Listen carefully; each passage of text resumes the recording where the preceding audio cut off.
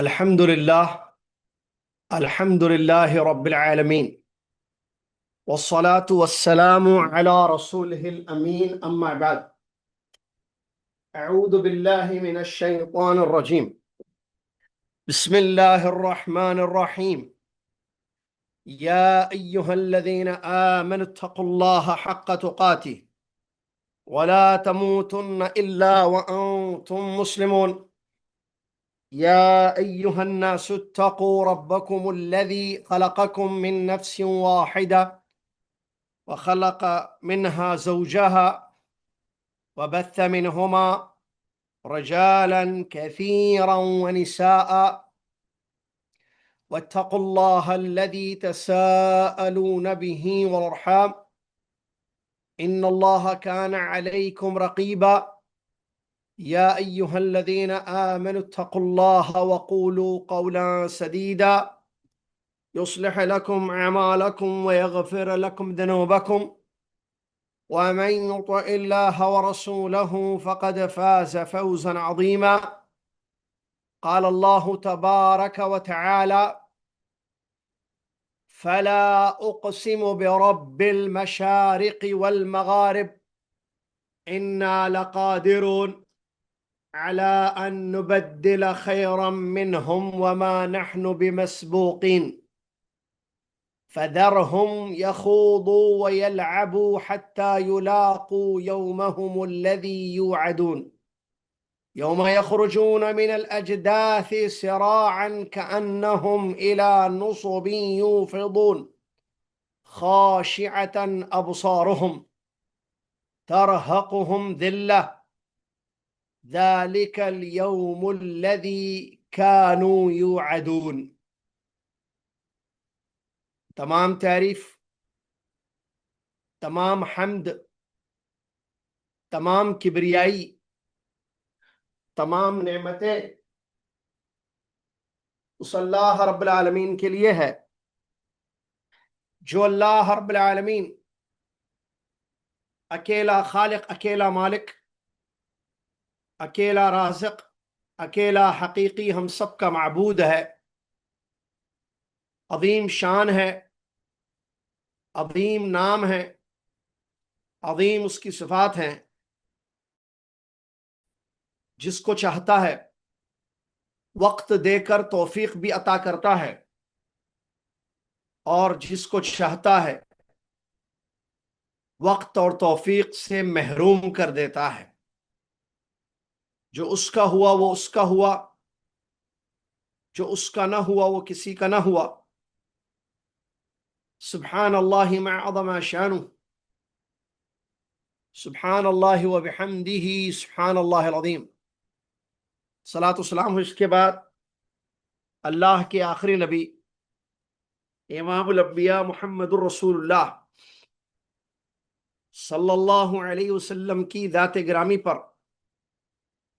جنہوں نے سب سے اچھی نماز پڑھی، سب سے اچھا روزہ رکھا، سب سے اچھا عمرہ حج کیا، سب سے اچھی عبادت کی، اور اپنی امت کو عبادت کا طریقہ سلیقہ سکھایا. اللہم صلی علی محمد وعلی آل محمد کما صلیت علی ابراہیم وعلی آل ابراہیم انک حمید مجید. اللہم بارک علی محمد وعلی آل محمد کما بارکت علی ابراہیم وعلی آل ابراہیم انک حمید مجید.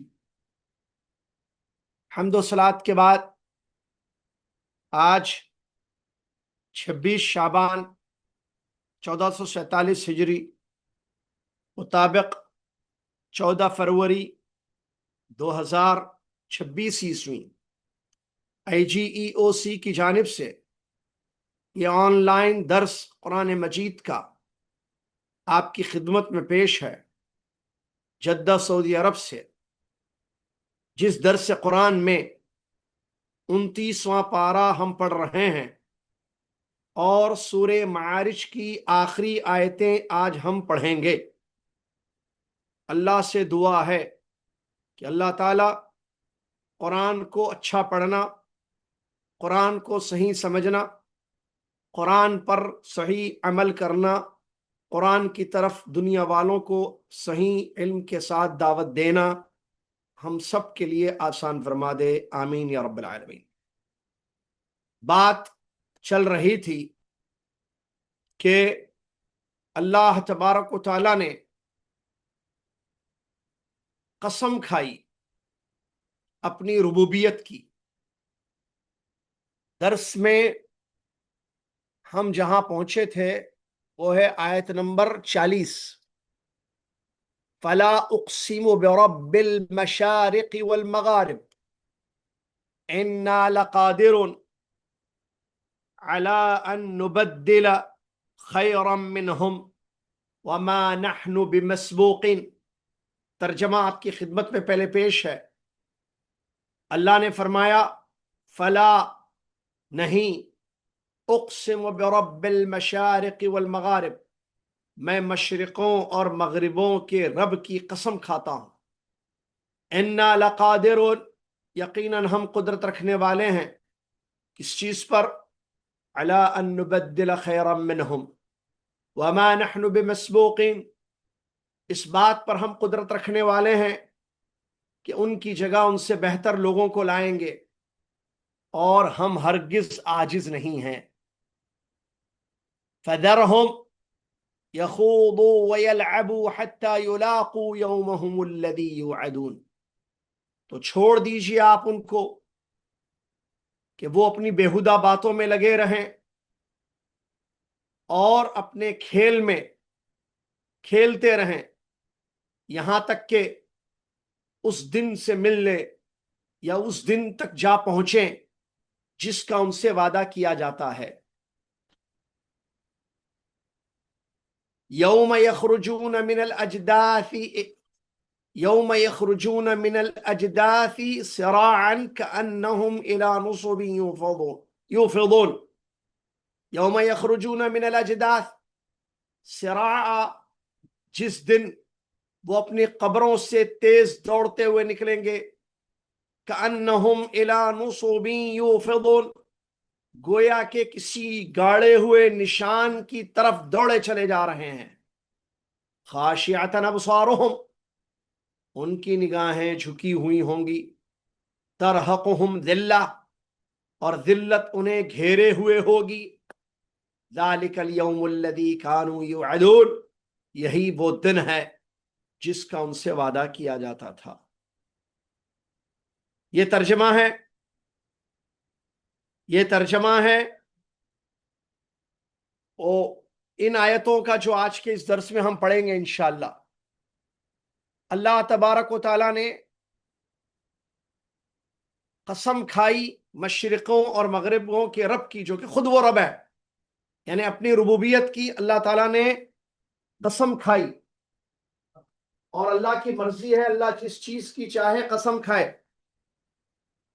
تو پچھلی درس میں نے یہ آخری آیت تھی جہاں ہم پہنچے تھے، میں نے بتایا تھا کہ اللہ نے مشرقوں اور مغربوں کا ذکر کیا، جبکہ مشرق اور مغرب تو ایک ہے۔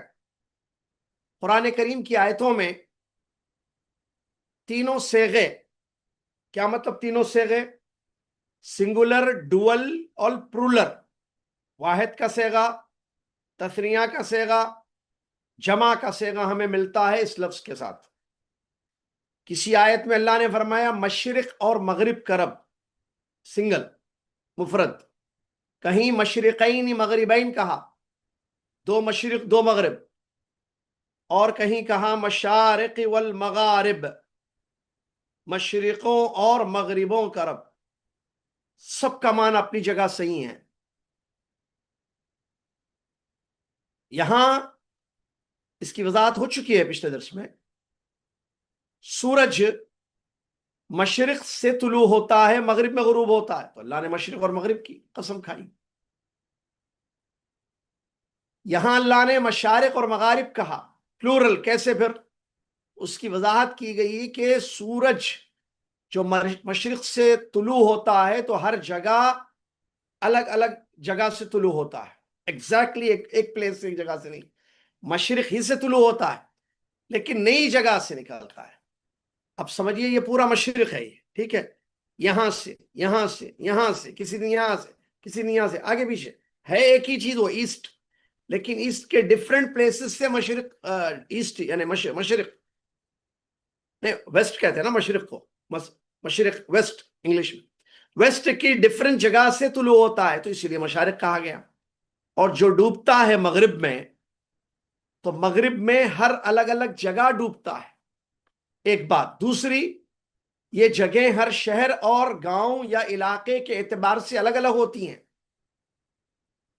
سعودی عرب کا مشرق، انڈیا کا مشرق الگ الگ ہے. یہاں کا مغرب اس طرف ہے، آپ کویت میں ہیں، آپ دبئی میں ہیں، آپ انڈیا پاکستان میں، کیا آپ کے ملک میں بھی اس طرف ہی ہے؟ نہیں ہے. یو ایس میں الگ ہے مشرق، ہمارا یہاں کا مشرق الگ ہے، وہاں کا مغرب الگ ہے. تو یہ بھی جو ہے علماء نے تفسیر میں ذکر کیا ہے. اب کتنے مشرق ہیں اس اعتبار سے، کتنے مغرب ہیں دنیا میں، اللہ ہی بہتر جانتا ہے. اس لیے اللہ رب العالمین نے مشارق اور مغارب کہتے ہوئے قسم کھائی ہے، اور قسم کی بات اس سے پہلے گزر چکی ہے. اللہ رب ہے، لا يسأل عما يفعل، اللہ نے خود فرمایا وہ جو کرتا ہے اس سے سوال نہیں کیا جا سکتا ہے کہ اس نے ایسے کیوں کیا ہے. ٹھیک ہے. اللہ تبارک و تعالیٰ نے قسم کھا کر کہا انا لقادرون، یقیناً ہم قدرت رکھتے ہیں، یقیناً ہم طاقت رکھتے ہیں. کس چیز کی طاقت؟ جواب قسم کیا ہے؟ قسم کھا کر اللہ نے کہا کہ ہم طاقت رکھتے ہیں، قدرت رکھتے ہیں کس چیز کی؟ کہ ان کو بدل دیں. علی ان نبدل خیرا منہم وما نحن بمسبوقین، کہ یہ جو کافر مشرک ہیں، جو تکبر کرتے ہیں، جو ایمان نہیں لاتے ہیں، ان کو ہم ختم کر کے ان کی جگہ ان سے بہتر قوم کو لانے کی طاقت رکھتے ہیں، اور ہم اس پر عاجز بھی نہیں ہے. تو یہ جواب قسم ہے کہ ہم جو قسم کھا رہے ہیں کہ استطاعت رکھتے ہیں قوم کو بدلنے کی، کفار کی جگہ مومنوں کو لانے کی. جھوٹ بولنے والے یا جھٹلانے والے، مکذبین، اہل تکذیب کی جگہ اہل تصدیق کی ہم طاقت رکھتے ہیں. اللہ رب العالمین کی صفات میں سے ایک صفت ہے قدرت، ہر چیز پر اس کی طاقت ہے. الم یعلم بان اللہ علی کل شیء قدیر، الم یعلم بان اللہ، یہ الم تعلم ان اللہ علی کل شیء قدیر، کیا انسان کو نہیں پتا کہ ہر چیز پر اللہ قدرت رکھتا ہے. سورہ غافر کی ایک آیت ہے جس میں اللہ نے فرمایا لخلق السماوات والارض اکبر من خلق الناس، آسمان و زمین کی پیدائش لوگوں کی پیدائش سے بڑی ہے. اللہ نے آسمان و زمینوں کو پیدا کر دیا، اللہ نے آسمان و زمینوں کو پیدا کر دیا، تو پھر انسانوں کو پیدا کرنا ختم کر کے دوبارہ دوسری قوم کو، دوسرے انسانوں کو پیدا کرنا کون سا مشکل ہے. اسی طریقے سے اللہ نے دوسری جگہ بیان فرمایا اولم یرو، یہ سورہ احقاف کی آیت ہے، اولم یرو ان اللہ الذي خلق السماوات والارض ولم يعي بخلقهن بقادر على ان يحيي الموتى بلا انه على كل شيء قدیر. کیا لوگوں نے نہیں دیکھا کہ اللہ تبارک و تعالیٰ نے آسمان و زمینوں کو پیدا کر دیا اور ان کی پیدائش میں تھکا بھی نہیں؟ تو اللہ تعالیٰ جس نے آسمان و زمینوں کو پیدا کیا بقادر، قدرت رکھتا ہے علی ان یحیی الموتى، کہ مردوں کو دوبارہ زندہ کرے. کیوں نہیں؟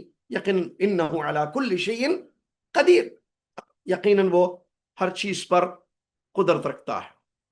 اس کے بعد اللہ تبارک و تعالیٰ نے بیان فرمایا کہ ہم ان سے بہتر قوم لائیں گے، ان سے بہتر ایک نئی مخلوق پیدا کرنے کی ہم طاقت رکھتے ہیں، یا انہی کو دوبارہ پیدا کرنے کی ہم طاقت رکھتے ہیں.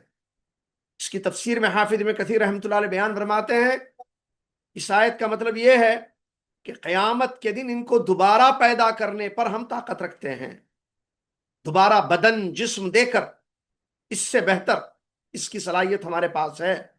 وما نحن بمسبوقین، اور ہم اس سے عاجز نہیں ہے. جیسا کہ سورہ قیامہ میں اللہ نے فرمایا علم، جیسے کہ سورہ قیامہ کی آیت میں اللہ نے فرمایا ایحسب الانسان ان لن نجمع عظاما بلا قادرین علی ان نسوی بنانا، کیا انسان یہ سمجھتا ہے کہ ہم اس کی ہڈیوں کو جمع نہیں کریں گے؟ کیوں نہیں، ہم اس پر طاقت رکھتے ہیں کہ اس کو ٹھیک کر دیں۔ سورہ واقعہ میں اللہ نے بیان فرمایا، نحن قدرنا بینکم الموت وما نحن بمسبوقین علی ان نبدل امثالکم وننشئکم فیما لا تعلمون۔ ہم تمہارے درمیان موت کو مقدر کر چکے ہیں، ہم نے تمہارے درمیان موت کو مقدر کر دیا ہے، اور ہم عاجز نہیں ہیں اس بات سے کہ تمہاری جیسی دوسری قوم کو پیدا کر دیں اور ایسی قوم لائیں جن کو تم نہیں جانتے ہو۔ یہ معنی حافظ ابن کثیر رحمۃ اللہ نے بیان فرمایا۔ حافظ ابن جریر رحمۃ اللہ نے اس آیت کے بارے میں، کون سی آیت؟ کہ ہم ان سے بہتر قوم لانے کی استطاعت رکھتے ہیں، اس کے بارے میں بیان فرمایا کہ ہم ایسی امت پیدا کرنے کی طاقت رکھتے ہیں جو امت ہماری اطاعت کرے گی، ہماری نافرمانی نہیں کرے گی، بالکل ویسے ہی جیسے سورہ محمد میں اللہ نے فرمایا، وَإِن تَتَوَلَّوْا يَسْتَبْدِلْ قَوْمًا غَيْرَكُمْ ثُمَّ لَا يَكُونُوا أَمْثَالُكُمْ۔ اگر تم منہ پھیر دو گے تو اللہ تعالیٰ تمہارے سوا دوسری ایسی قوم کو پیدا کرے گا جو تمہارے جیسی نہیں ہوگی۔ بہرحال یہ دونوں معنی تفسیر میں اہل علم نے ذکر کیا ہے۔ اس کے بعد فرمایا اللہ نے، فَذَرْهُمْ يَخُوضُوا وَيَلْعَبُوا حَتَّى يُلَاقُوا يَوْمَهُمُ الَّذِي يُوعَدُونَ، آیت نمبر 42۔ اللہ تعالیٰ نے اپنے نبی صلی اللہ علیہ وسلم کو تسلی دیتے فرمایا، اے محمد صلی اللہ علیہ وسلم چھوڑ دو ان کی حالت پر، ان کی حالت میں، ان کے کفر میں، ان کے عناد میں، ان کے جھٹلانے میں، ان کو آپ چھوڑ دو، ان کو آپ چھوڑ دو، ان کی بیہودہ باتوں میں۔ یخوضو، یہ خوض میں جو پڑے ہوئے ہیں، جس کا مطلب جھٹلانا، انکار کرنا، اس میں چھوڑ دو ان کو۔ وَيَلْعَبُوا، کھیل کود میں لگے ہوئے ہیں دنیا کے، چھوڑ دو ان کی حالت پر۔ حَتَّى يُلَاقُوا يَوْمَهُمُ الَّذِي يُوعَدُونَ، تاکہ قیامت جس کا وعدہ ان سے کیا جاتا تھا وہ دیکھ لیں۔ اس آیت کی تفسیر میں حافظ ابن کثیر رحمۃ اللہ علیہ فرماتے ہیں، اللہ تعالیٰ اپنے نبی صلی اللہ علیہ وسلم سے کہہ رہا ہے کہ آپ ان کو ان کی حالت پر چھوڑ دیں۔ آپ نے سمجھایا، دعوت دی، بلایا، یہ نہیں آئے، انکار کر رہے ہیں، تو ان کا انکار، ان کے کفر، ان کا عناد، اس پہ چھوڑ دیں ان کو، یہاں تک کہ کل قیامت کا دن یہ لوگ دیکھ لیں، جب انہیں پتا چلے گا کہ جس خوض و خوض میں یہ لوگ تھے وہ کتنا خطرناک ہوا، اور جس کا انکار ان لوگوں نے کیا وہ کتنی بڑی چیز تھی۔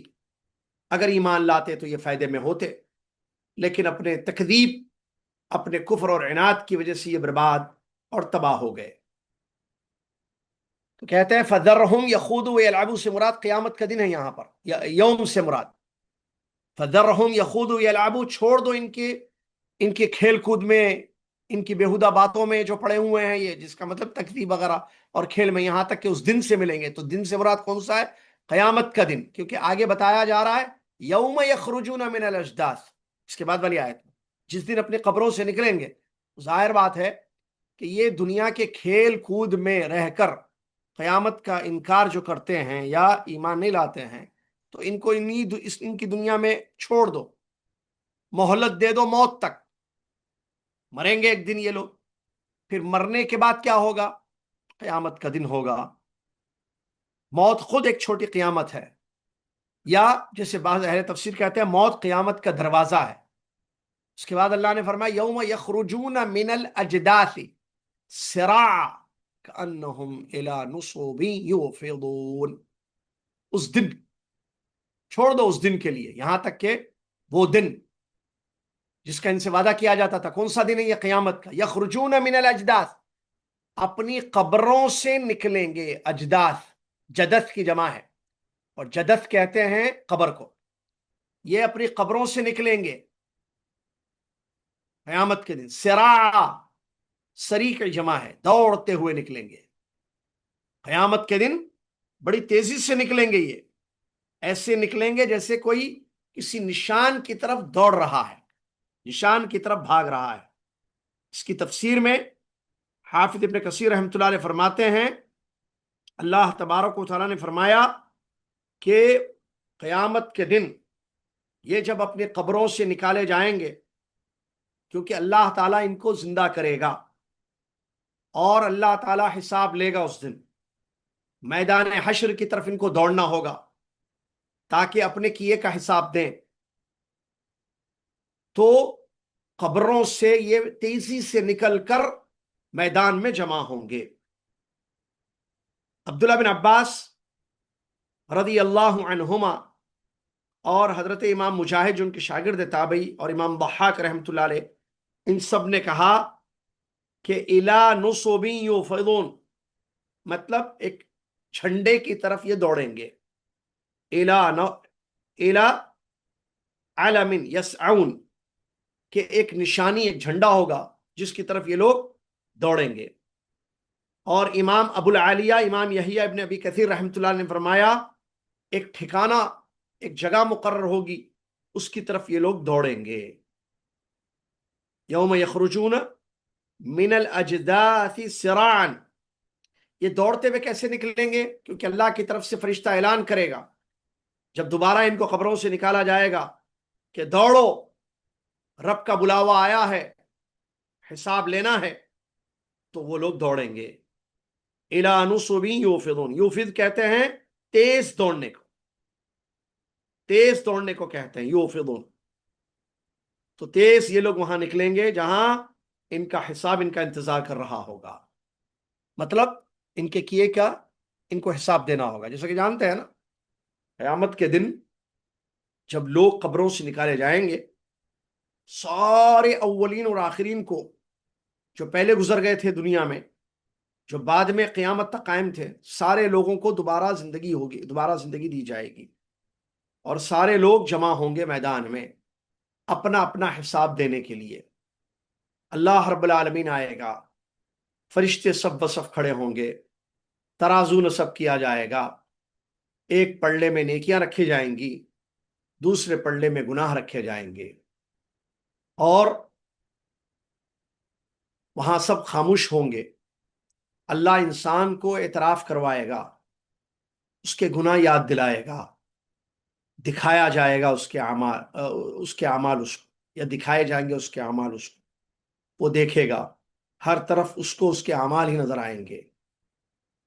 اور پھر دو قسم کی جماعتیں ہوں گی، ایک وہ جو اصحاب الیمین ہوں گے، اللہ تعالیٰ مجھے اور آپ کو ان میں سے بنا دے، آمین یا رب۔ یعنی اصحاب الیمین، دائنے ہاتھ والے، جو ایمان لا کر دنیا میں نیک عمل کرتے تھے، وہ لوگ ہوں گے۔ دوسری طرف اصحاب الشمال ہوں گے، اللہ مجھے اور آپ کو ان سے محفوظ رکھے، آمین۔ مطلب بائیں ہاتھ والے، لیفٹ سائڈ، یعنی یہ جہنمی ہوں گے۔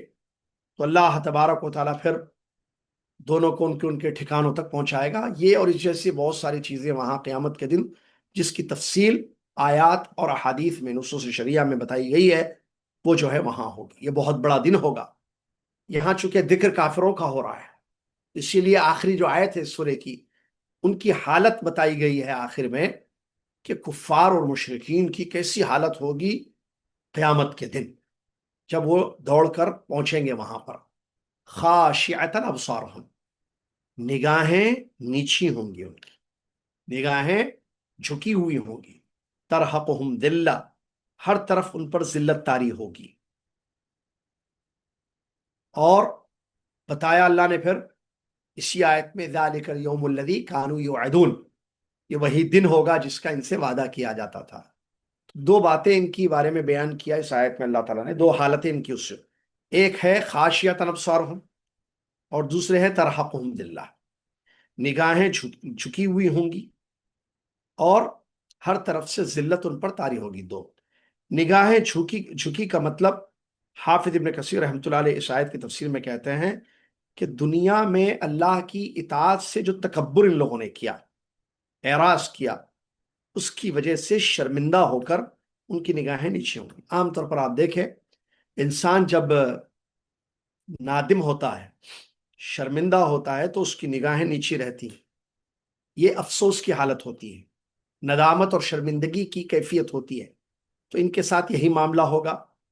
جب یہ دیکھیں گے سب کچھ، تو ان کو یاد آئے گا کہ ہم دنیا میں اللہ کی بات نہیں مانے، ایمان نہیں لائے، اور رسول اللہ صلی اللہ علیہ وسلم کو جھوٹا سمجھے ہم، ان کی باتوں پر ایمان نہیں لائے، حق کا انکار ہم نے کیا، تکبر کیا، تو اس کے نتیجے میں ان کی نگاہیں جھکی ہوئی ہوں گی، اور یہ ذلت کی کیفیت ہوتی ہے۔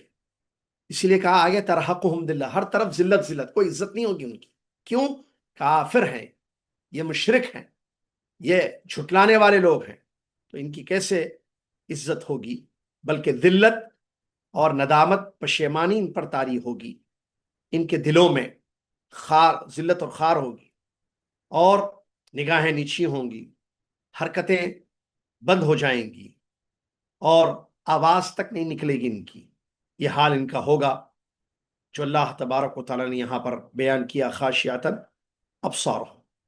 اور امام قرطبی رحمۃ اللہ علیہ اس آیت کی تفسیر میں لکھتے ہیں، نگاہیں نیچی ہوں گی، ذلت طاری ہوگی کا مطلب کہ یہ جو ہے شرمندہ ہو کر نیچے دیکھیں گے، اور ان کو یقین ہو جائے گا کہ اب اللہ کا عذاب آنے والا ہے ہم پر، اب ہم اللہ کے عذاب میں داخل ہوں گے جہنم میں، تو اس کو دیکھ کر یہ نگاہیں نیچی کر لیں گے، آواز ان کی نہیں نکلے گی۔ امام قتادہ رحمۃ اللہ علیہ اس کے بارے میں کہتے ہیں کہ ان کے چہرے کالے ہو جائیں گے، ان کے چہرے کالے ہو جائیں گے، اور ان پر شرمندگی طاری ہوگی۔ ذالک الیوم الذی کانوا یوعدون، یہ وہی دن ہے جس کا وعدہ دنیا میں ان سے کیا جاتا تھا، مطلب ان سے کہا جاتا تھا کہ ایمان لاؤ ورنہ آخرت میں سزا ملے گی، قیامت کا دن ہے، میدان حشر ہے، حساب کتاب ہے، تو ان کو بتایا گیا، لیکن یہ لوگ نہیں مانے اس کو، اور یہ نہیں ماننے کی سزا ان کو ملی کہ یہ لوگ جو ہے ذلیل و خوار ہوں گے۔ تو قیامت کے دن قبروں سے تیزی سے نکل کر دوڑنا، جس طرح وہ لوگ تیزی سے دوڑتے ہیں جو نشانہ بعض اہل تفسیر میں کچھ جو معنی بیان کیا میں نے نوٹ کیا ہے، سنیے اس کو۔ کہتے ہیں اس آیت میں اللہ تعالیٰ ان کی حالت کو بتا رہا ہے کہ قیامت کے دن یہ اہل کفر، اہل شرک اپنی قبروں سے ایسی تیزی سے، اتنی ہی تیزی سے نکلیں گے اور دوڑیں گے جس طرح وہ لوگ تیزی سے دوڑتے ہیں جو نشانہ بازی کے وقت ایک نشان گاڑ لیتے ہیں، ایک نشان گاڑ کر نشانہ لگانا ہوتا ہے، نشانہ لگتا ہے تو تیزی سے بھاگتے ہیں، تو اس ویسے ہی تیزی سے یہ لوگ دوڑیں گے، جس طرح وہ لوگ تیزی سے دوڑتے ہیں جو نشانہ باز ہوتے ہیں کہ ایک نشان گاڑ لیتے ہیں، پھر تیر چلا کر تیزی سے دوڑتے ہیں تاکہ جا کے دیکھیں کہ نشانہ صحیح لگا یا نہیں لگا۔ ہوتا ہے نا، آپ دیکھیں نا تیر چلانے والے یا کوئی اور نشانہ باز جو ہوتے ہیں، تو ایک جگہ فکس کرتے ہیں تاکہ نشانہ لگائیں، وہاں تیر چلائیں، اب تیر چلا دیتے ہیں، اس کے بعد جا کے دوڑ کے دیکھتے ہیں کہ بھائی تیر نشانے پہ لگا یا نہیں لگا۔ ایسے بھی علماء نے بیان کیا سمجھانے کے لیے کہ یہاں جو اللہ تعالیٰ نے بیان کیا ہے، ٹھیک ہے۔ تو نصب اللہ نے فرمایا، ٹھیک ہے، اور بعض اہل علم نے یہ بھی کہا نصب ان پتھروں کو بھی کہتے ہیں جو عبادت کے لیے نصب کیے جاتے ہیں، چونکہ مشرکین دنیا میں بتوں، آستانوں کی طرف تیزی سے جایا کرتے تھے، کچھ بھی ہو درگاہ کو بھاگتے، کچھ بھی ہو مورتی کی طرف دوڑتے ہیں، بھاگتے ہیں پتھر کی طرف، ٹھیک ہے، درگاہوں، مزاروں، آستانوں کی طرف دوڑتے ہیں تیزی سے، تو قیامت کے دن بھی ایسے ہی قبروں سے نکل کر حشر کے میدان کی طرف تیزی سے دوڑ جائیں گے، پھر وہاں تو ظاہر بات ہے ان کے کیے کا بدلہ ملے گا، چونکہ ان کا عمل برا تھا تو پھر برا بدلہ ان کو ملے گا، اسی لیے کہا ترحقہم ذلہ، ذلت ہی ذلت۔ وہاں جو ہے نامہ اعمال ہوگا، لیفٹ ہینڈ میں دیا جائے گا، پیٹ کے پیچھے سے دیا جائے گا، زنجیروں میں جکڑا جائے گا، ذلت ہر جگہ ذلت، حتیٰ کہ پیشانیوں کے بال پکڑ کر گھسیٹ کر ان کو فرشتے کیا کریں گے، پھینک دیں گے جہنم کی آگ میں، پھر وہاں بھی ذلت، عذاب، جلنا، اور کانٹے دار درخت وغیرہ وغیرہ۔ یہ سب باتیں ہیں جو اس آیت کی تفسیر میں بیان کی ہیں۔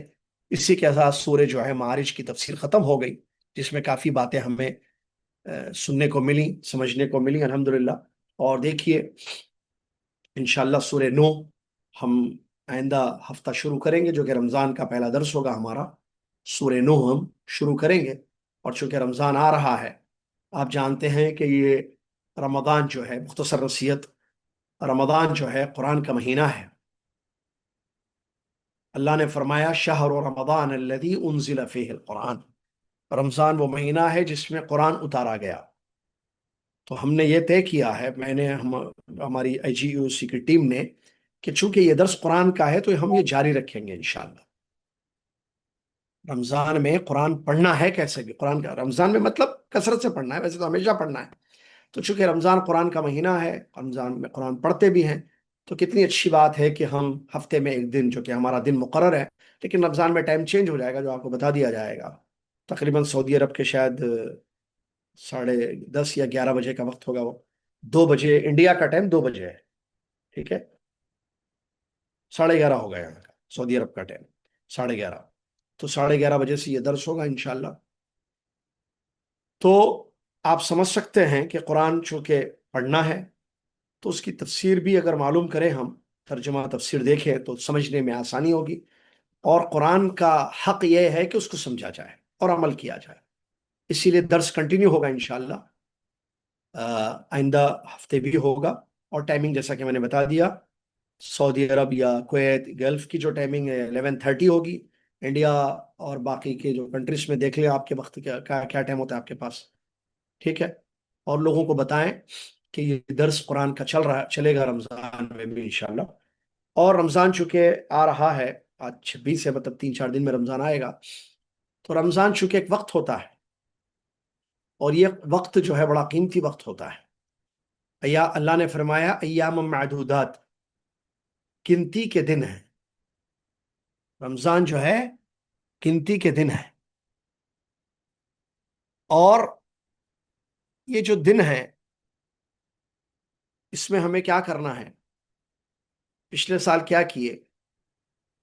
روزے رکھے، اور کیا کیا کیے ہمیں معلوم ہے۔ اب اس سال کی کیا پلاننگ ہے؟ روزے تو سبھی رکھتے ہیں، کیا روزے کی حقیقت ہم سمجھتے ہیں؟ روزے کا مقصد ہمیں معلوم ہے یا نہیں ہے؟ روزہ کن چیزوں سے ٹوٹتا ہے؟ سحری کے مسائل کیا ہیں؟ افطار کے مسائل کیا ہیں؟ کیا یہ ساری چیزیں ہم جانتے ہیں یا نہیں جانتے ہیں؟ ایک بات یاد رکھیے، کوئی بھی عمل کرنے سے پہلے انسان کو چاہیے کہ انسان اس عمل کو سیکھ لے، جو بھی عمل وہ کرنا چاہتا ہے اس عمل کو پہلے سیکھ لے۔ تو رمضان آ رہا ہے تو اس سے پہلے مسائل ہمیں سیکھ لینا چاہیے، سمجھ لینا چاہیے۔ ویسے تو معلوم ہے تقریباً انشاءاللہ، روزے کی حقیقت یہ نہیں ہے کہ انسان بھوکا پیاسا رہے، بلکہ روزہ ایک عبادت ہے۔ اللہ نے طلوع فجر سے غروب آفتاب تک کھانا پینا اور روزہ توڑنے والی چیزوں سے اجتناب کرنے کا حکم دیا، تو ہم اللہ کے حکم پر روزہ رکھتے ہیں، اور جو روزہ رکھتے ہیں کھانا کھانا منع ہے، تو ویسے جھوٹ بولنا بھی منع ہے، پانی پینا منع ہے، غیبت کرنا، گالی دینا، چغلخوری کرنا بھی منع ہے۔ تو اللہ نے جن جن چیزوں سے منع کیا ہے ان تمام چیزوں سے اپنے روزے کی حفاظت کرنی چاہیے۔ کیا فائدہ؟ دیکھیے حدیث کے الفاظ ہیں، آپ جانتے ہیں نا، سنے ہوں گے یقیناً۔ ویسے انشاءاللہ آج ہی جیسے طے ہوا، شیخ طارق کا بھی جو درس چل رہا ہے جمعرات کے دن آپ کے پاس قرآن کا، نہیں عفواً حدیث کا درس، تو رمضان کے مقاصد کے نام پر انشاءاللہ پوسٹر بنے گا، انشاءاللہ آپ تک پہنچایا جائے گا۔ تو علماء کے دروس ہوں گے، شیخ وسیم کا بھی درس چلے گا رمضان میں، ان کے ویڈیو جو ریکارڈنگ ہوگی وہ ہوں گے۔ لائیو درس تو شیخ طارق کا میرا چلے گا، اور بھی چلیں گے علماء کے، تو جس کی پوری ڈیٹیلز رمضان کی آپ تک پہنچائی جائے گی، تو وہاں تفصیل آئے گی انشاءاللہ۔ میں مختصر بتا رہا ہوں، تھوڑا سا ٹائم رہ گیا ہے چونکہ 8 منٹ 9 منٹ، 8 منٹ بلکہ، تو اس میں یہ ہے کہ دیکھیے روزے کی حقیقت کو سمجھ کر روزہ رکھیں، اور رمضان ایسا ہو کہ ہماری زندگیوں کو بدل دے، اور مغرب سے مغرب تک معاملہ ہوتا ہے تو وقت کی قدر کریں۔ شیاطین بعض جو رہتے ہیں قید، تو سرکش شیاطین قید کر دیے جاتے ہیں، تو انسان قید میں رہ کر بھی بھٹکاتا ہے، بعض مجرموں کو قید کر دیا جاتا ہے وہاں پر بھی وہ بھٹکاتے ہیں۔ وہ ایک سوال کے جواب میں علماء نے جواب دیا، کیا سوال؟ کہ بھئی رمضان میں لوگ گناہ بھی کرتے ہیں، جبکہ حدیث میں بتایا گیا کہ رمضان شروع ہوتا ہے تو سرکش شیطانوں کو قید کر دیا جاتا ہے، تو پھر لوگ گناہ کیسا کرتے ہیں؟ تو جواب اس کا دیتے ہوئے فرمایا علامہ شیخ عبدالرزاق حفظہ اللہ نے کہ حدیث میں کہیں بھی یہ نہیں بتایا گیا کہ رمضان شروع ہو تو شیطانوں کو موت دے دی جاتی ہے. موت نہیں، قید ہے. موت نہیں ہوتی ہے ان کی، قید. اور کوئی قید میں رہ کر بھی شر اپنا پھیلا سکتا ہے. زیادہ نہیں، عام ہوگا، لیکن کچھ نہ کچھ تو کر سکتا ہے. ایسے جواب دیا. پھر نفس انسان کا جو گناہوں پر ابھارتا ہے وہ اپنی جگہ ہے. بہرکیف انسان کو چاہیے کہ وقت کی قدر کرے. وقت کہاں کہاں خراب ہوتا ہے سن لیجیے آپ رمضان میں. نمبر 1، سونے میں وقت خراب ہوتا ہے. نمبر 2، کچن میں خواتین کا وقت خراب ہوتا ہے. نمبر 3، بیکار کی باتوں میں وقت خراب ہوتا ہے. نمبر 4، فونوں میں وقت خراب ہوتا ہے. نمبر 5، بازار میں وقت خراب ہوتا ہے. اب یہ 5 جگہ جو مجھے سمجھ میں آئی، میں نے نصیحت کی ہے اس سے پہلے دروس میں دعوت سینٹر میں، کل آپ کو بھی بتا رہا ہوں. اب اس کو کیسے بچائیں گے آپ؟ نمبر 1، نیند. سونے میں وقت جاتا ہے. کتنا سونا ہے رمضان میں؟ کتنی نیند چاہیے؟ لوگ رمضان میں 12 گھنٹے سوتے ہیں. میں ٹوٹل 24 گھنٹے کی بات کر رہا ہوں. کل ڈاکٹر صاحب سے ہم نے پوچھا، جو ہمارے ایک شاگرد ہیں، انہوں نے کہا 7 گھنٹے انسان سو جائے، زیادہ سے زیادہ 8 گھنٹے سو جائے کافی ہے اس کی. 7 to 8 انہوں نے کہا. تو 24 گھنٹے جو آپ کے پاس ہیں رمضان کا، ایک دن اور رات، اس میں آپ کو 7 سے 8 گھنٹے سونا ہے بس. 10 گھنٹے سوئیں گے تو زیادہ سو رہے آپ، تو وقت خراب ہو رہا. اب دیکھیے، سونا ہے 8 گھنٹے، آپ سو گئے 10 گھنٹے، تو 2 گھنٹے آپ کے خراب ہو گئے. ان 2 گھنٹوں میں 2 پارے کم سے کم آپ پڑھ سکتے تھے، 3 پارے آپ پڑھ سکتے تھے. یہ اس کا خاص خیال رکھیں. ٹائم لمٹ ہو سونے کے لیے. آپ کتنے بجے سو رہے ہیں، کتنے بجے اٹھ رہے ہیں، ایک بات. دوسری، راتوں میں رمضان میں اکثر لوگ، گلف کی ہم بات کر رہے ہیں چونکہ یہاں شاگرد زیادہ ہے ہمارے، یہیں زیادہ ہوتا ہے. کچھ لوگ شاید انڈیا پاکستان میں یا دیگر کنٹریز میں بھی سن رہے ہیں. وہ جو بھی جہاں سن رہے ہیں، یہ تو ہمارا جو ہے درس یہاں ہو رہا ہے، IGOC کویت سے نشر ہو رہا ہے، اور سعودیہ میں بیٹھ کے آپ کو بتا رہا ہوں. تو عام طور پر راتوں میں لوگ جاگتے ہیں. کیا رمضان میں پوری رات جاگنا ہے؟ غلط ہے. آپ رمضان میں رات میں نہ جاگیں، سوئیں. کتنا سوئیں؟ جتنی ضرورت ہے. کم سے کم 3-4 گھنٹہ ضرور سوئیں، کم سے کم کہہ رہا ہوں. اب 8 گھنٹہ سونا ہے ٹوٹل، 4 گھنٹے رات میں، 4 گھنٹے دن میں سو گئے، کافی ہے. رات میں سونے کا فائدہ کیا ہوگا؟ فجر کے بعد ذکر کر سکتے ہیں، فجر کی نماز خشوع و خضوع سے پڑھ سکتے ہیں، فجر کی نماز کے بعد قرآن کی تلاوت کر سکتے ہیں، جو کم سے کم ایک پارہ آپ اپنی ڈیوٹی جانے سے پہلے کر سکتے ہیں، یا دکان کھولنے سے پہلے کر سکتے ہیں. کب؟ جب رات میں سوئیں گے. تو میں نے 5 وقت جہاں ضائع ہوتا ہے اس میں سے ایک کہا کہ نیند. تو نیندوں میں اپنا وقت برباد مت کریں. ایک. نمبر 2، کچن میں خواتین. رمضان شروع، پکوان شروع، وہ بناؤ، یہ بناؤ، یہ بناؤ، وہ بناؤ. اللہ ہدایت دے ان خواتین کو جو ریلز بھیجتے ہیں یا جو ہے پروگرامز کرتے ہیں پکوان کے، نئی نئی ڈشز سکھاتے ہیں. سموسے نئے کیسے آپ بنائیں گے، نیا پکوان کیسے آپ کریں گے، وہ دیکھنے میں وقت خراب ہو رہا ہے. اور جو عصر کی نماز کے بعد عورت کچن میں جاتی ہے، مغرب کی اذان کے وقت نکلتی ہے، پورا وقت تباہ برباد. یہ کون سا پکوان پکا رہی ہے وہ، اور کیا چیز کھلا رہی ہے. اتنے میں تو دعائیں ہو سکتی تھی، استغفار ہو سکتا تھا، تلاوت ہو سکتی تھی. تو اس کا خاص خیال رکھیں کہ کچن میں وقت برباد نہ ہو. ٹھیک ہے، سحری کرنا ہے، افطار کرنا ہے، کھانا ہے. کتنا کھانا؟ کھانے کا مہینہ ہے یہ، 11 مہینے کھاتے، اس میں بھی کھاتے. کھانا ہے، ٹھیک ہے، لمٹ ہو. عورت اپنا ٹائم مینج کرے. کچن میں اس کا وقت، جو افطار کے وقت دعا قبول ہوتی ہے، اور توبہ استغفار کا وقت ہے، دعاؤں کا وقت ہے، وہ وقت بجائیے کہ بیٹھ کر وہ دعائیں کرے. تلم تلم تلم، وہ پکا رہے، یہ پکا رہے، وہ چاہیے، یہ چاہیے، پتہ نہیں 25 قسم کے جو ہے چیزیں ڈش، خوب کھانا، خوب کھلانا. غلط ہے. نمبر 3، فون میں وقت برباد ہو جائے. فون میں کس میں؟ فلموں میں، حرام چیزوں میں یا جائز چیزوں میں؟ حرام چیزیں تو بتائے سب کو، فلمیں، گانے وغیرہ، اس سے بچے. دوسری جائز چیزوں میں بھی کیا ہے؟ یہ پکوان کے طریقے سیکھنا، یا جو ہے دنیا میں کیا ہو رہا ہے، دنیا کی خبریں کیا ہے، پولیٹیشنز کیا ہے، فلاں کیا رہا ہے. ارے بھائی، رمضان کے قیمتی اوقات ہے، آپ کیوں آپ ایک چیز دیکھیں گے وہ دوسری چیز، کامیڈی چیزوں میں وقت خراب ہوتا ہے، بکواس بیکار کی چیزوں میں، ریل، وہ آپ کا 1 گھنٹہ لے لے گا. 1 گھنٹے میں کتنی تلاوت کر سکتے تھے آپ؟ 1 گھنٹے میں کتنی دعائیں کر سکتے تھے آپ؟ 1 گھنٹے میں کتنے استغفار کر سکتے تھے؟ یہ فون کو جو ہے ذرا سائڈ میں رکھیں.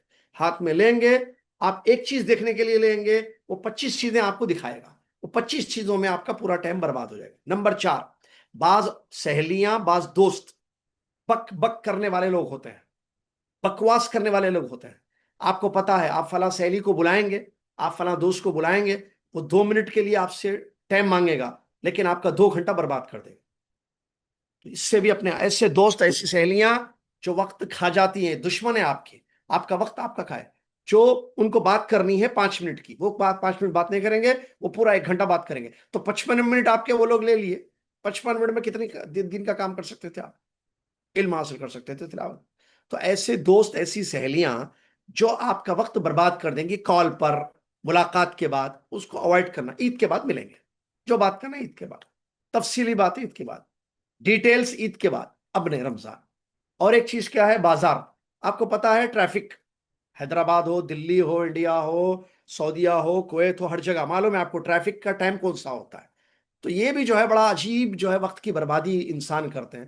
سب کو معلوم ہے کہ اب جیسے ہم بھی جدہ میں رہتے ہیں، میں اگر 5 بجے افطاری لانے جاؤں گا، 5 بجے کے بعد 6:25 پر کچھ اذان ہو رہی ہے ہمارے پاس، ٹھیک ہے، تو اگر میں 5 بجے کے بعد نکلوں گا 5:15 کو، ٹریفک فل ملے گی مجھے، ہر جگہ جو ہے ٹریفک ملے گی۔ تو میرا وہ قیمتی وقت جو افطار سے پہلے دعاؤں کا ہے، وہ میرا خراب ہو رہا ہے۔ تو کیوں نہ میں پہلے لا لوں؟ چیزیں لانی ہے نا، ٹھیک ہے، صحیح ہے، ترکاری لانی ہے، گوشت لانا ہے، پھل لانے ہیں، تو آپ ایسا ٹائم چوز کریں جس سے وقت کی حفاظت ہو سکے۔ جب زحمہ کراؤڈ زیادہ ہوتا ہے اس وقت مت جائیں آپ۔ بعض چیزیں پہلے لا کے رکھ سکتے ہیں، فروٹس ہیں آپ رات میں لا کے رکھ لیں، کھجوریں ہیں پورے مہینہ خراب نہیں ہوتی ہے کھجوریں، ٹھیک ہے۔ بعض جو ہے ایسے پھل جو جلدی خراب ہوتے ہیں، اس کو آپ ظہر کے بعد اگر جا کے جلدی لا سکتے ہیں تو ظہر کے بعد جلدی جا کے لا لیجیے، آپ کا وقت بچ جائے گا۔ اس کا خاص خیال رکھیں، ٹھیک ہے۔ یہ ایک نصیحت تھی۔ اس کے علاوہ کیا ہے، 1 منٹ باقی ہے بس۔ رمضان میں جو ہے تلاوت زیادہ کریں۔ مغرب کی نماز کے بعد، اچھا، مغرب کی نماز چاند نظر آئے گا، اب وہ چاند کی مبارکبادیاں دینا شروع کر دیں گے لوگ۔ مغرب سے عشاء تک رمضان مبارک کا میسج بنا کے بھیجنا پورے کانٹیکٹس میں، اس میں ٹائم برباد ہو جائے گا انسان۔ تو اس سے اپنے آپ کو بچائیے۔ نمازوں کو وقت پہ پڑھیے، جماعت کے ساتھ پڑھیے، پہلی صف میں پڑھیے، ہلکا سا افطار کر کے چلے جائیے، باقی کے چیزیں افطار کی مغرب کی نماز کے بعد آ کر کھائیے۔ رات میں دیکھیے 3 وقت میں آپ کو بتاؤں گا جس میں آپ آرام سے قرآن پڑھ سکتے ہیں۔ رات میں قرآن پڑھ سکتے ہیں تراویح کے بعد 1 پارہ، نمبر 2 فجر کے بعد 1 پارہ، نمبر 3 اگر خواتین گھر میں ہیں تو ظہر کے بعد اگر پکوان وغیرہ سے فارغ ہو گئی، یا مرد ہیں تو وہ ڈیوٹی ختم کر کے جب آتے ہیں تو عصر اور مغرب کے درمیان کا جو ٹائم ہوتا ہے 3، ایک دن میں 3 پارہ آسانی سے میں اور آپ پڑھ سکتے ہیں، تو 30 پارے ایسی ہو جائیں گے انشاءاللہ 10 دن میں۔ اللہ تعالیٰ ہمارے وقت کی قدر کرنے کی ہمیں توفیق عطا فرمائے۔ اللہ تعالیٰ یہ قیمتی مہینہ جو ہماری زندگی میں آ رہا ہے اس کی قدر کرنے کی، اور روزوں کی حفاظت کرنے کی، اور وقت کو برباد کرنے سے بچانے کی توفیق عطا فرمائے۔ آمین وآخر دعوانا الحمدللہ رب العالمین۔ السلام علیکم ورحمۃ اللہ وبرکاتہ۔ کفارۃ المجلس، سبحانک اللہم وبحمدک، اشہد ان لا الہ الا انت، استغفرک واتوب الیک۔